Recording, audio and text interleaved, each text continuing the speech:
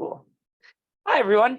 Welcome to what we are calling the week 1 meeting for TCL 55. Just in case you're wondering why this week is week 1 is because last week was week 0, technically. So because, we're software, we're 0 indexed, and that's not confusing at all. So second meeting on week 1, here we go. So I think based on keeping up with everything, that everybody got everything in that they needed to, and we're all merged up onto main. So hooray. Before we get into anything else, we'll have, I think, Strada walk through the demos. But hi, anybody have any thoughts, concerns, just off the cuff, like things that they thought about coming into the meeting this week? Thought it was a good week. I don't want to speak for Jeremiah, but I had a great time coding with him, so thanks. Yeah, me and Tisha also got was it live stream, right? Yeah, so we were kind of coding in tandem, and that was the first time we were using it, so that's pretty cool. Nice, awesome, good. Well, everything feels like good feels so far. So why don't I hand it over? We can kick over into talking about demos and stuff.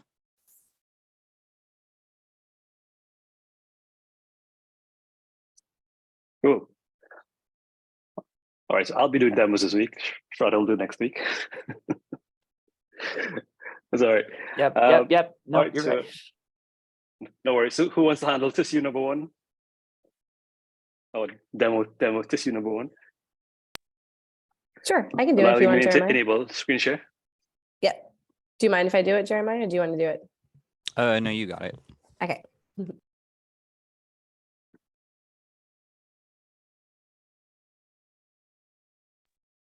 I'm getting disabled screen share from the host.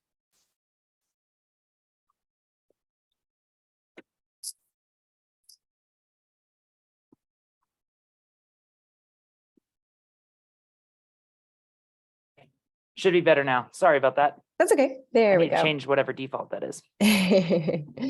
There. Okay.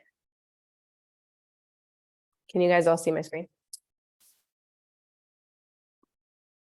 Yeah, cool.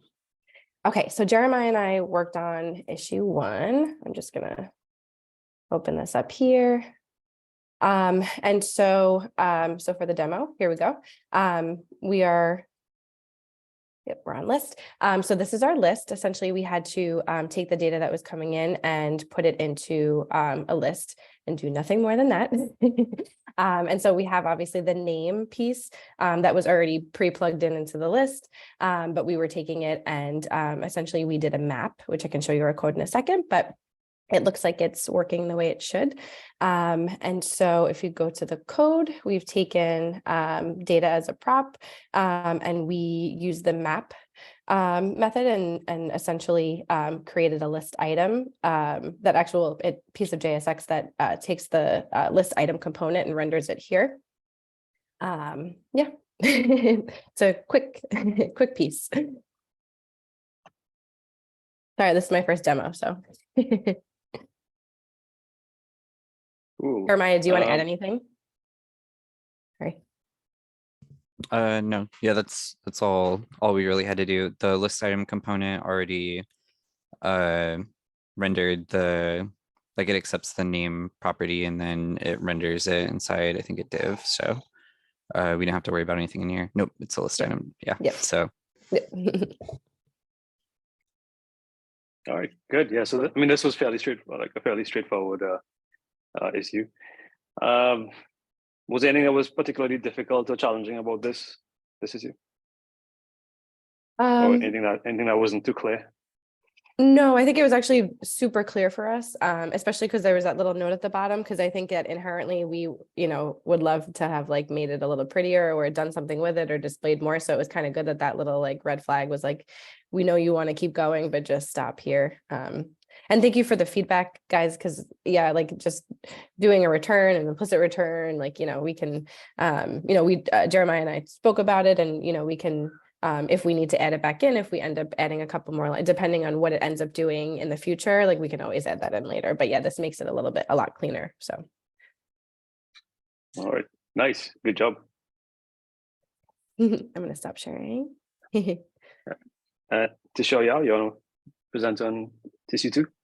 Yeah, I can present. Let me share my screen as well. And okay. So for our code, we were supposed to add functional routing into this application. So we use React Router DOM. This was already implemented for the router setup. So all we had to do was go to layout, and we use navlink as described by our tissue. And you could either use navlink or link, but navlink is a little bit more, I want to say, accessible. In terms of accessibility, it's a little bit better because it will actually tell you which link is active. It will keep track of that. Originally, we changed the CSS style up a little bit, and we realized we weren't supposed to do that after we went to office hours when we got asked about that, because we couldn't get the original styling to work. Jeremiah pointed this out, that we could honestly just use the class, add the class name to navlink. And so I had switched back the original styling and removed the ones that me and Tisha added. So now if we go to our working demo, if you click on here, this is currently the active link home, and then we move around, list, add item, all of these work as intended, and they reflect up top. And then the other thing we want to mention is that this shouldn't refresh, and then you won't get a new network call, right? So up here, they won't change, and the styling is implemented if it is active. And what else is there?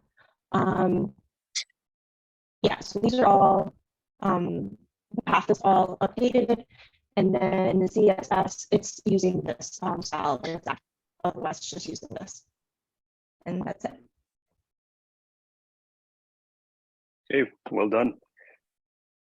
Did you have to go into the React Routers docs to find any So any information?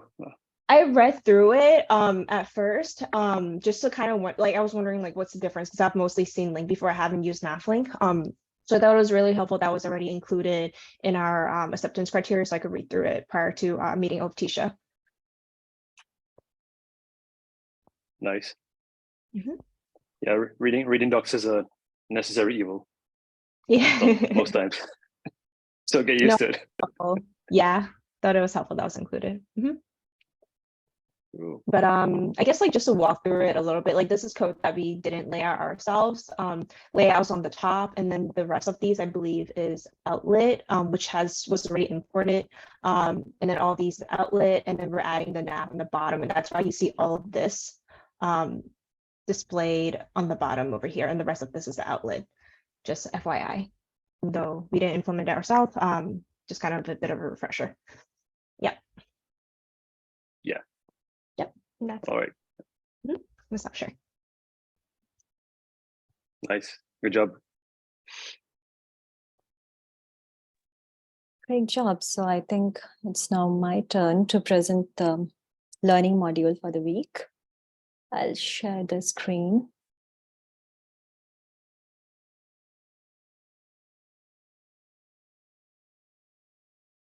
I'm sorry, it's a little slow. Yep. So I'm sure like you guys have enjoyed doing code reviews the past week. So we have a learning module for the code reviews on GitHub. We'll go through it. In this module, we'll learn like exactly what a code review is. What's the review cycle? How does the review cycle looks like? What makes a great code review experience? And how could you help others to review your code better? And we'll explore the GitHub UI that helps you to do the code review. So we'll go in one by one. What is a code review? So I guess like the past week when you would have done your code changes, even though they were simple, but because of code review, it gave you a chance to have a conversation with your peers about the code changes that you have done, get their views on the same set of like code changes. And it's one of the best place where you can share the knowledge. Like two people on the team might have two different approaches to solve the same problem. They might have different coding style. They might have it's a good way to learn different perspective of solving the same problem too. It's definitely a collaboration space where you can share your work and like learn a lot. Like if you join a new team and you are new to their code base. So I think when you are in the very initial stages, you are writing code. So code review is a place where you can get feedback either from your peers who have already been in the team for long or from a senior developer that does your code exactly suits the style, the needs, the standards of the team, or even learn the different practices that the team follows and even like improve the overall code also. It helps not only you, but also your entire team to share the responsibility of having a good code base of your project. So it's not just you writing code and you have to own it. It's like entire team responsibility to have a clean and understandable code base eventually. So code review helps us with all of this. The code review cycle, you will be very much familiar with it. It's like you are opening a draft PR and then converting it into a proper pull request. And then you tag the people whom you want to like basically request the review, whom you want to get the review. You get the feedback. And if the feedback is like simple enough, you actually do the changes. If there are like huge things to settle down, you could have a synchronous call, go over the changes, understand like what is the need, what is the ask of the reviewer, and you could explain your code also, and then make the code changes and have this feedback again, and finally like merge your code. If there are any merge conflicts, I'm pretty sure like this past week you would have, you would have had the experience of resolving like the merge conflicts. If not, you will get that in future. So basically resolve all your conflicts and then merge your code. So that's the entire code review cycle. Now the question comes like, yes, code review gives you many benefits, but what makes a code review a good code review? Like if you are reviewing somebody else's code, what are the things you should keep in mind? So first thing first, I always feel like we have to keep in mind whosoever we are. It's like code review is not, we are not pointing out anybody's like fault or mistake. It is more, it should be more of like uplifting people, having a respect for their work. And like it is most of default to approval, be kind and empathetic, like towards others in your team. Don't pinpoint people, like we shouldn't be very much focusing on the small issues or stylistic changes that they are saying, because there are like, the chances are when you are working in the team, there are tools like Prettier, ESLint and type checkers that would take care of those issues. The other thing is like when we are reviewing code, sometimes it feels like we are very much tempted to just review the code on GitHub, not to test them locally. But it is always good to just check out that feature branch in your local machine and run it in your local machine thoroughly for that feature, whether that feature is working or not. Sometimes in the team, you have different environments, like it is developer, test, or staging, or production. So ideally, developer thing is where you have more flexibility. Developer has more flexibility to change stuffs in that environment, but the test or staging is the one which is more close to the production. So you could change that feature. You can test that feature branch in that testing environment too. That helps a lot. The another important point is like, will you understand the code a month from now? So it's like whenever you are writing the code for the code review, you should always go back and think like, oh, so this code, if somebody else is coming who have never seen this piece of code, will they be able to explain, like, will they be able to understand what am I writing? So it's not like everybody will understand the logic in first instance, but at least your code should be explanatory enough to get like, I should not be guessing, oh, what this variable means. What is this piece of code you are actually writing about? So those things you should take care about. Your code should help others understand like what is being done. Try to answer all the questions and take your time. this is the thing I was discussing a while back. Like while you are trying to do the code review, many a times we are like tempted to just review it directly in the GitHub and pass it on and say like, oh, it's look good to me. But no, it's always good to check out the feature branch locally and test it. It gives you the confidence. It helps you find things that you wouldn't from just a skim or just a look. If you're not sure at any of these stages, do ask questions. Like it's a team, you're working as a team. So there is nothing like, you shouldn't hesitate. Ask question, tag people.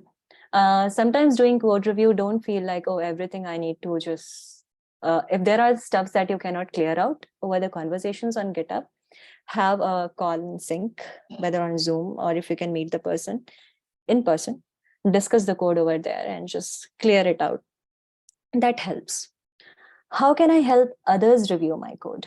So now this is very, very important. Like when I am writing a code, it's my big responsibility also to like do certain things that would help a second person to make the code review easier. The very first, there are very few things that we can easily take care of. Is like, first thing first is like, if you are working on a feature, try to have a PR raised for one feature only. Like don't mix up so many features in one PR and have a huge code change and then submit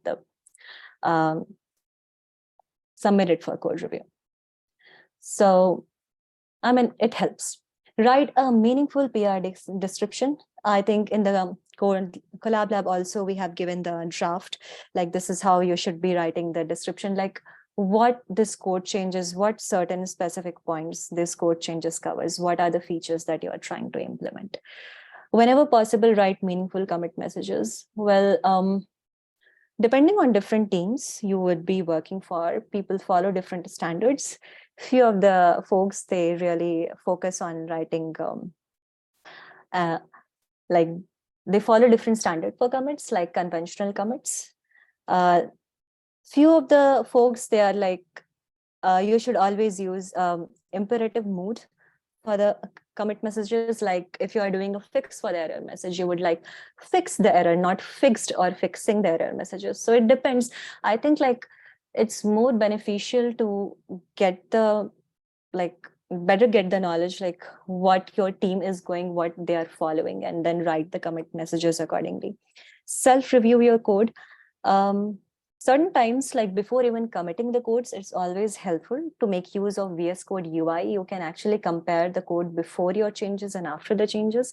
Also see the files that you have touched, just to clear off from your side that, okay, have I messed up something else? Am I doing the changes that is really needed, or have I touched something else? And also definitely see that your code is explainable to others or not. You could also use the screen capturing tools like Loom, Sketch, and Zappy. Well, I have used Loom, certainly not the others, to do a small demo that what your PR, like what your code changes does, is helps a lot to a third person who is like reviewing the code.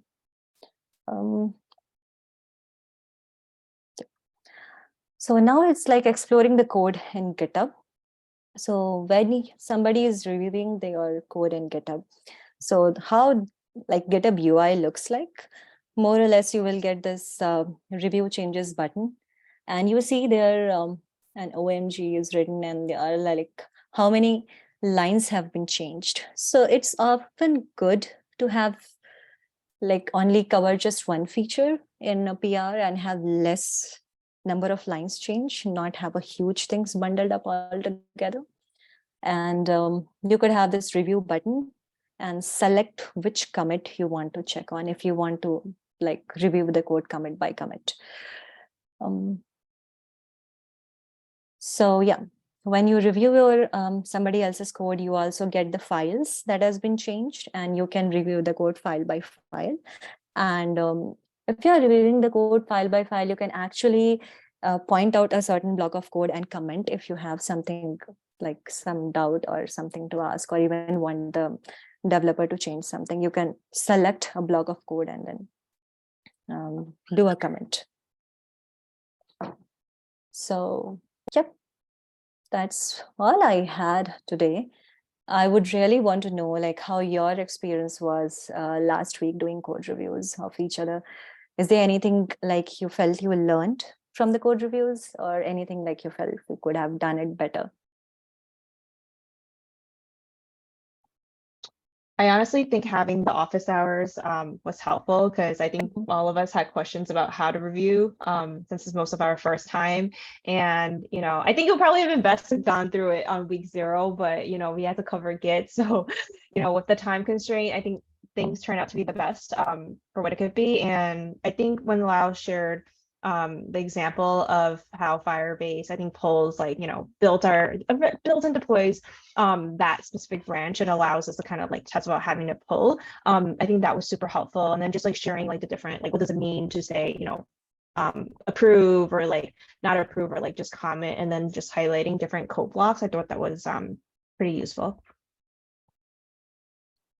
That's great. Thanks for sharing. Anybody else?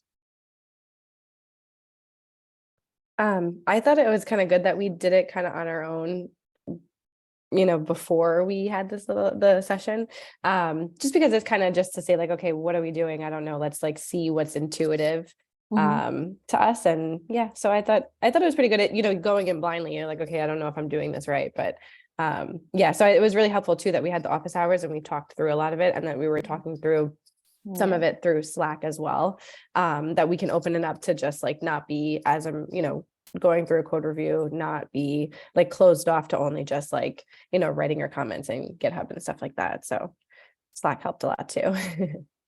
Yeah, that's great. Like office hours, I think you guys asked lots of questions about the code reviews, and he cleared majority of the stuff. So that's great. Yeah. So that's it from my side, I guess. I'll share this link of this presentation and these links that you could look for further reading if you have time. So I'll share that in our channel in a while.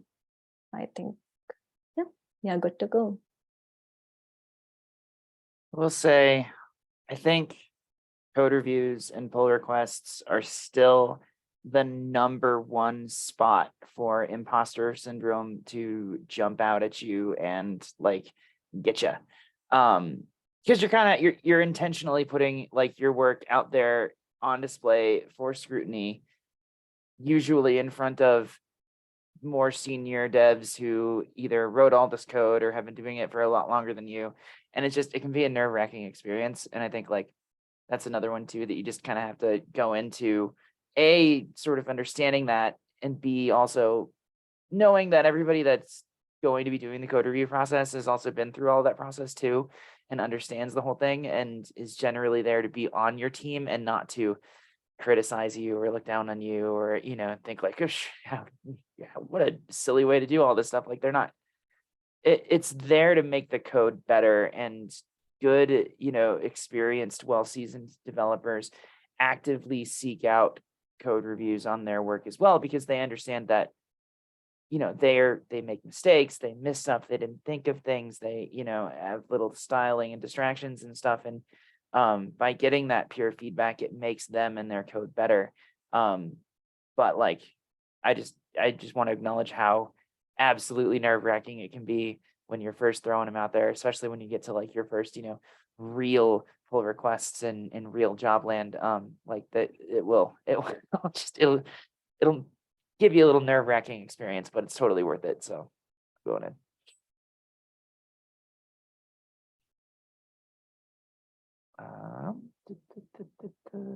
Okay. Any questions lastly before we move on to talking about the next week's worth of stuff? I have a logistical question. Sure. After once, so Devin, thank you for merging our code. Jeremiah and I were like, oh, you merged it for us. Thank you.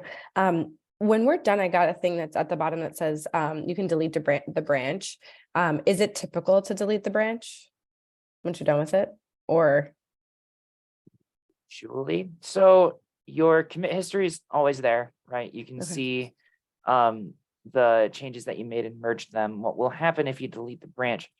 If for some reason you chose to squash the individual commits from your branch, will have gotten deleted and rewritten into a single commit into the new branch, but you still have all the change history there. So in my mind, you're not losing a ton of information by deleting your branch, but you are cleaning up after yourself. And if you don't ever do that, and you have a lot of contributors working with a lot of branches in the code, you end up with this huge list of Git branches where if you try and check out the whole thing or you try and search through them all, it can just be an unorganized mess. And then they get out of date and there's no point in keeping them around. So I think delete them. But sometimes you just want to keep a branch around for historical purposes or sometimes CI/CD reasons or, whatever. So there are reasons to keep them around, but I think by default, unless you really think you're going to need it, get rid of them. Okay, thank you. Any other questions? Cool. Well, we're ahead of the game time-wise, so we'll probably have a few minutes left over, but maybe we'll get into some questions and see, how that all goes when we start to look at the stuff. So this up here.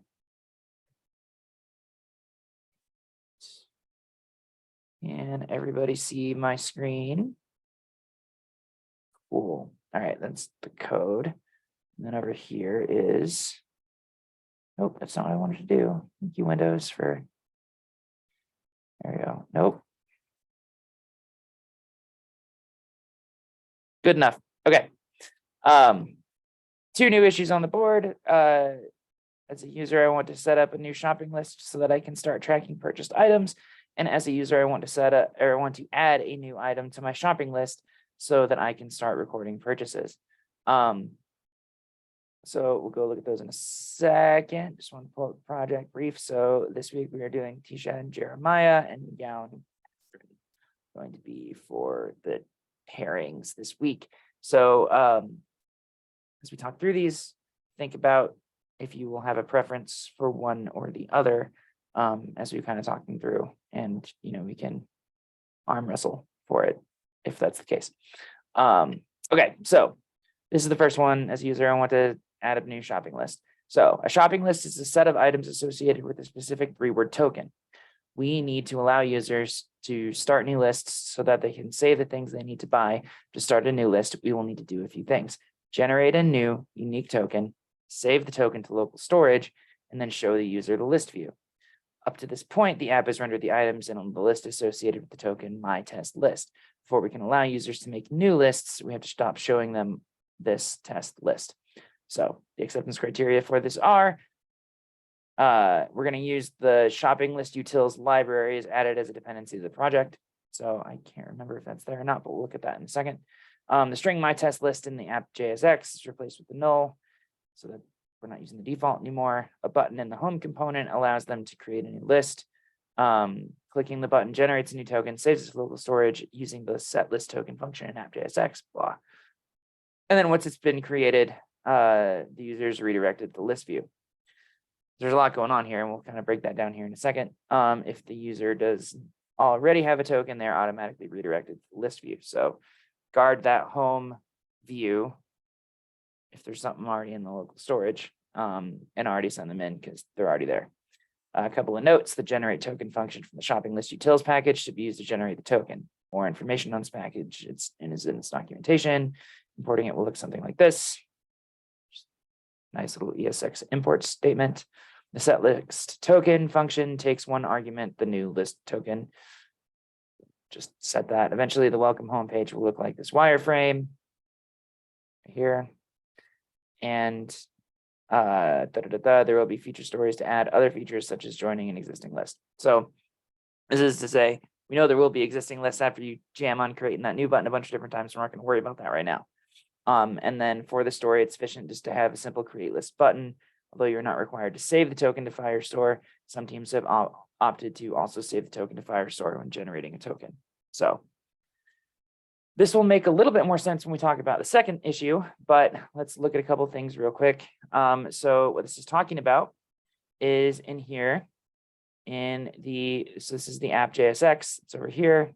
If we look at the top of the file, we've got a couple of different imports, including this use state with storage from our utils class, and then some other stuff from API and views and things. But we're going to need to add an import of the library, which is not here right now. So if you've never added a NPM library to a project before, now you're going to learn how to do that. It's really simple. It's a single command. You've probably seen it 1,000 times in tutorials, but we need to do that here. After we're done, come down in here. This is the problem, my test list. If we go and look at the Firebase data store, see that this is the key that we are using to access this list in Firebase, which has these items, particle accelerator, toothpaste, blah, blah, blah. And that's what's showing up. If we go look at this on the list page now, it didn't work. Interesting. I have to look at that. Okay, it doesn't matter. In either case, that list will need to have new ones created as we're going through. So this is the default one that we've been using. It's tied to this key here. Null this out, and then we're going to add the function to create the new token as we go. You'll also then see we have this use state with storage. If we go look at the utils, there's just this one in there. So this is putting this in local storage for you if you use this hook. So see how we have use effect, local storage remove, local storage set item. So if you use this already, the local storage requirement will be taken care of. So just something to key you in when looking at it this way. And then you'll just need to add the library for generating 3-string token, which is just going to generate basically 3 random words to use as your key for going in here.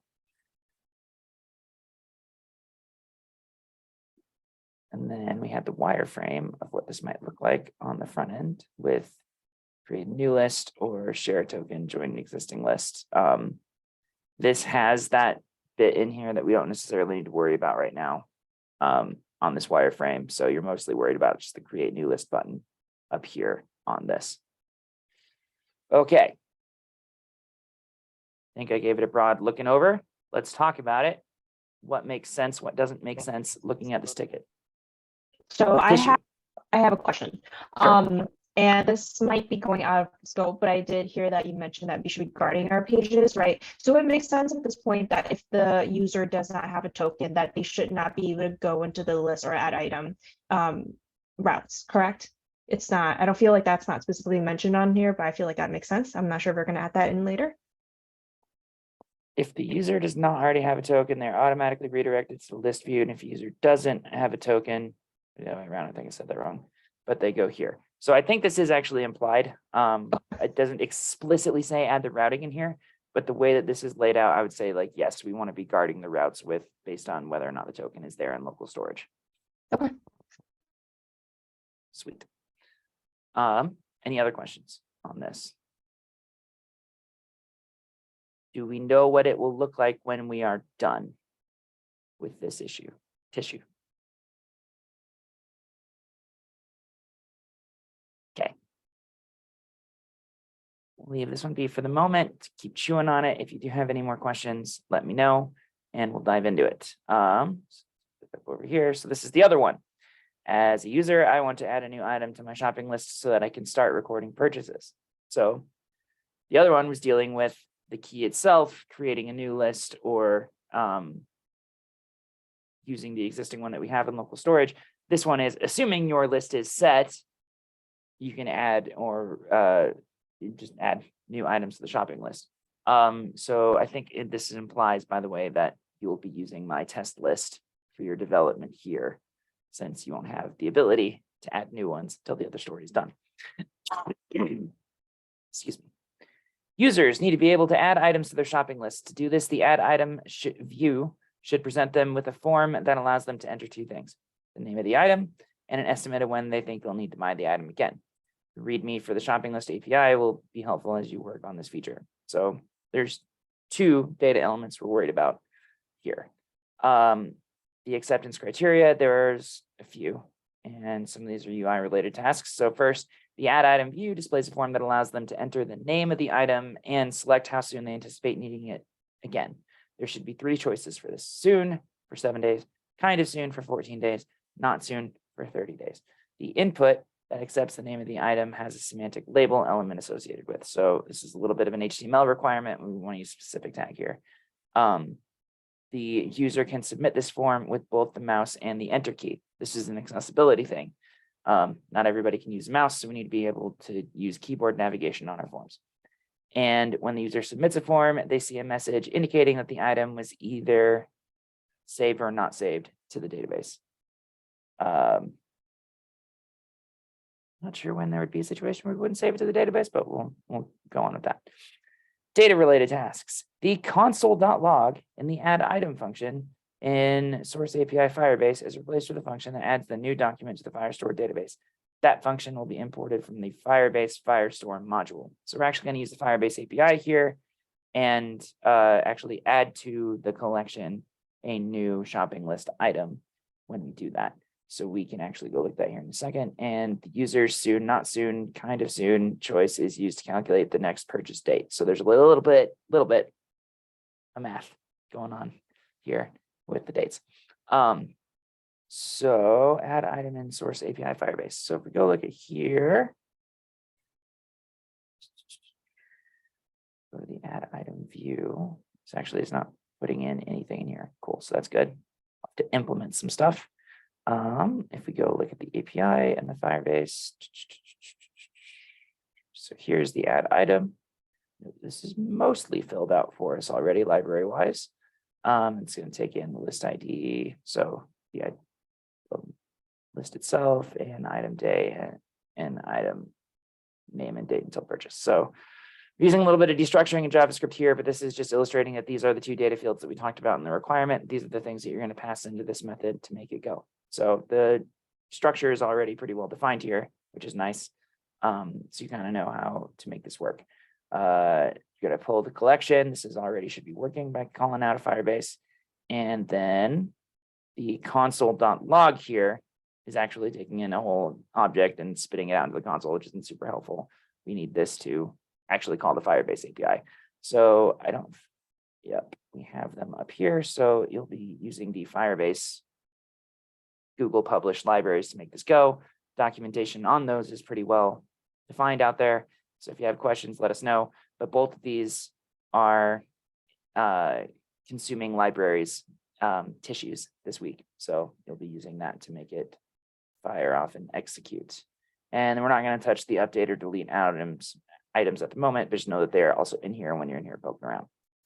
And then lastly, we have the wireframe for this issue. There's a smart shopping list, item name, how soon, just a little radio dial here, indicating which of those three values we're going to use. And then we'll do some calculating off of those to set, 14, 21, whatever days from now. And there's a little toggly thing here as well at the bottom, list, add item, just kind of hanging out, not super well called out in the requirements, but just knowing that it's there. So there's a lot going on this particular card. Just a couple notes on it. When this feature is implemented correctly, new items will automatically show up in the list view because the stream list item gets new data from the Firestore every time there's a change. So it's actually implementing a listener on the collection, and it should be updating for you right away. I think we just saw the list is not working here, so kind of curious as to why our main branch is having an issue, but we can look at it here in a little bit. You will know your label is correctly implemented if you click on the label and keyboard focus moves to the related input. Refer to the MDN docs on label for more info. So this is basically about the keyboard requirement. Just make sure that your keyboard can move up and down the form. And really what that looks like is like over here, like I should be able to be in eggs, and hit tab and then be on the radio and keyboard down between the radios and then to hit the add item and click enter, and everything should just be fine in the form without using my mouse. Users will be able to submit the form with the enter key if you listen for the right JavaScript, listen for the right JavaScript event on the right element. If you're adding an on key down listener anywhere, you might be overcomplicating things. So this is just telling you this should be simpler than you might be trying to make it when listening for events on the form. And the add item form has potential to be a lot of scope. The wireframe for the add item page has several notes related to accessibility and UX. We kind of talked a little bit about, last week, about doing too much, and I didn't think there was a problem there at all. But this one, it's pretty easy to get excited about all of the things that are on this page, but it's also pretty easy to get off into the weeds, and then you might end up spending more time on this than you want to. So just, keep an eye on the requirements and be sure that we're hitting what we need to hit, not too much more after that. We should be all set and ready to go. All right. Questions on tissue number 4? Yeah. So the wireframe was provided to us. Are we also expected to do the CSS to get it to kind of lay out in that format, or no? Styling's not really important here. Okay.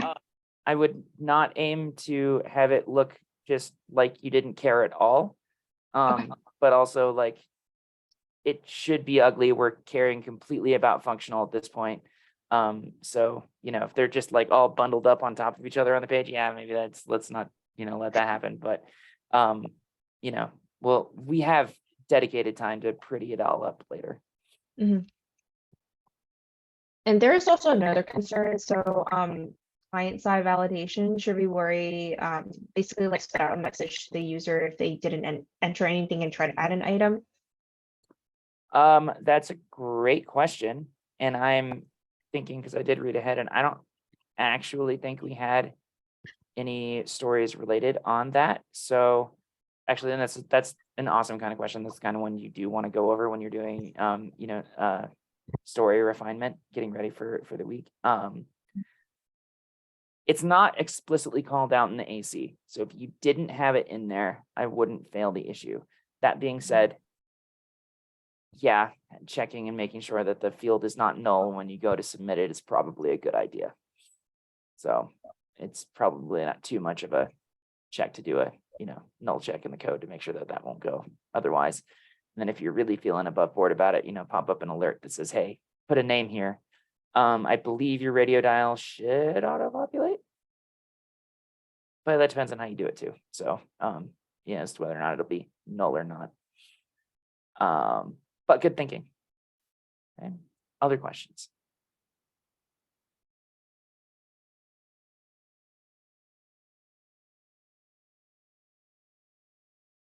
Cool. Do we know what it will look like when it's done?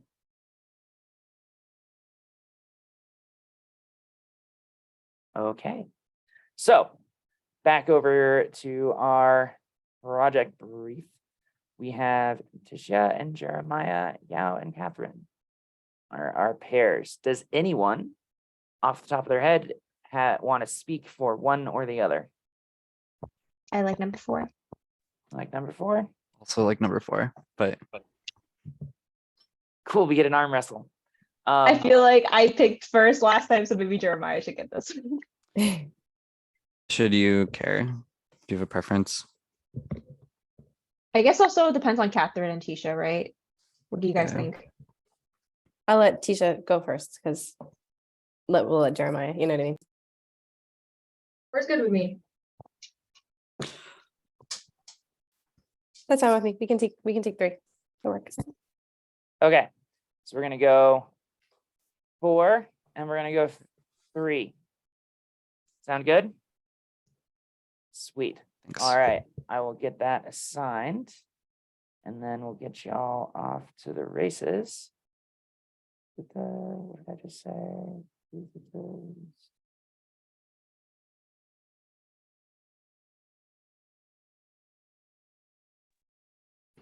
Oh, I did have another question. Should we be manually marking the tissues as complete? So I asked that question in the mentors channel and nobody responded to me. Okay. So that's just a good point of order in housekeeping. If your card isn't in the spot you think it should be, move it. And then the 1 and 2 are still open under the issues tab as well. Let's go take a look at that here in just a second. Cool. Look assigned. Everything looks ready to go. What are we looking at over here? We think that this looks still open. Every team in the world is going to have slightly different procedure about who's allowed to close issues and stuff. But I'm just going to close these so that we know that they're done officially right now. Usually your dedicated stakeholder for those things will be the one who will do that kind of button pushing. So the Scrum Master, the product owner, or the director, or somebody else usually do that and just inside of the dev lane, but a lot of times devs do it too. So in any case, buttons clicked, week's done, everything's good.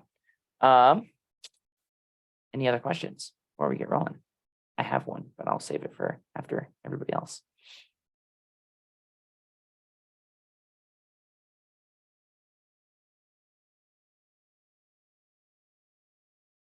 Cool. Do we want to see what's going on with our list view? Why it's not rendering things? That's what I'm going to go because I saw a bug and it's bugging me. So, all right, let's see. I am on the main branch. I'm up to date. Well, I actually had some similar issue to that. I think it was because I had an old token stored in my local storage. Oh, that's interesting. Yeah, Yeah, I'll it's from the definitely look at previous cohort. Yeah. You working on other cohorts besides this one? And then you didn't clear all of your Nope. application data in between? So bad. Here. This works here, but it didn't work here. Why is that? Let's go to application. I hate Firefox's thing. Their version of this is It's in not as storage. good. Yeah. Let me see if I just pop it over into Chrome, which is a different browser. Will this automatically work? Yes, it will. So where's my storage? Yeah, because it's in under the application stuff in the Chrome DevTools. So my local storage here, come back in. Why isn't that working though? That looks like the right list, right? By the way, so when you're looking at the local storage, notice that there's two things in here. There's TCL shopping list token, that's the storage key. And then my test list is our initial value. That's literally the storage key for local storage and the value in there, just in case you're wondering what that was all doing. Well, let's just clear it and see if that doesn't fix my problem. No. Is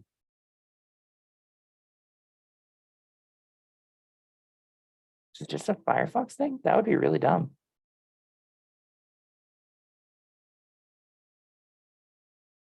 There's nothing in my list.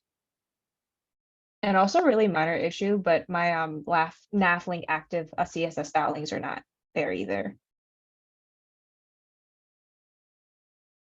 I mean, that would be dumb if it was a Firefox thing, right? Because like, well, what did I do in localhost on Chrome? Did I go to the webpage? No, I did.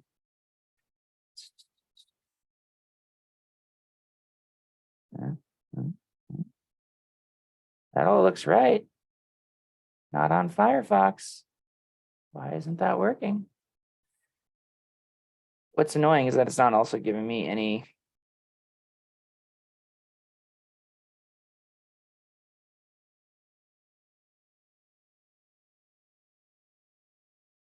apologies, my computer just decided to trip out for a second. But I'm not seeing any explicit errors in my console, which is fun. You're right, I don't see the styles there either. I wonder. Does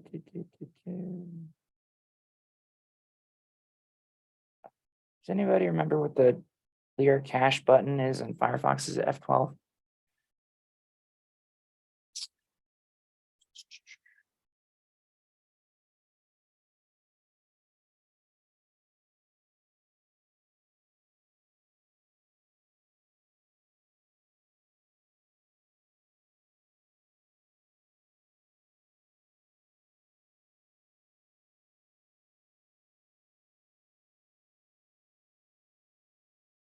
Yeah.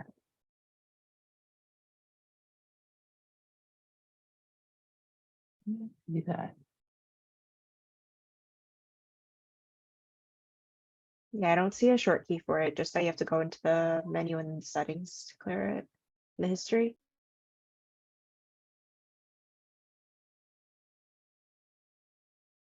clear the history.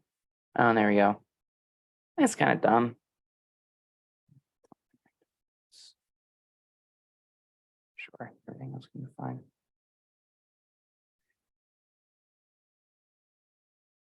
Weird. What's your problem? If I start.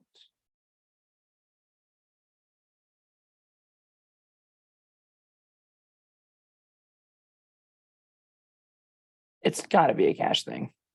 Yeah, I just did a hard refresh in Chrome and it's pulling up now. The list, everything seems to be working. Okay. It's definitely a cache thing. I'm not sure what's going on. Or why I don't know the right buttons to push in Firefox, which you'd think I would, but I about, usually like- have an extension, but it's not here to do all that stuff. I don't know if that works.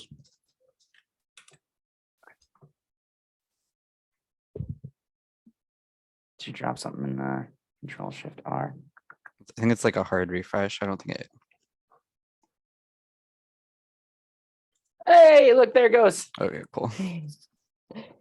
Okay, today's debugging session was clear your cache. Hooray. But that little stuff comes up all the time, and it's mind numbing when you spend 5 hours working through one of those and getting to those. All right, did a team debugging session. We assigned all of our issues. We walked through a good learning module on code reviews, and we did all of our demos. And I think we're all set and ready to run off to the races. Does anyone have any questions before we bounce for the rest of the week? I can't, like the GitHub threads are going to pop up again for us to like collaborate in Slack. Yep. Okay. And that's just me running a little Slack command after I added a Slack workflow, which is kind of fun. I hadn't actually done that before, but Oh, okay. I'll fire those off so you guys have those ready to go. as Cool. soon as we're Thank done you. here. Okay. Sweet. Last call. Anything else? You guys feeling good about everything? All right. Awesome. Well, I'm going to stop the recording and then I will let you all go. Thank you very much. Night, everyone. Thank Night, you. thank you. Bye.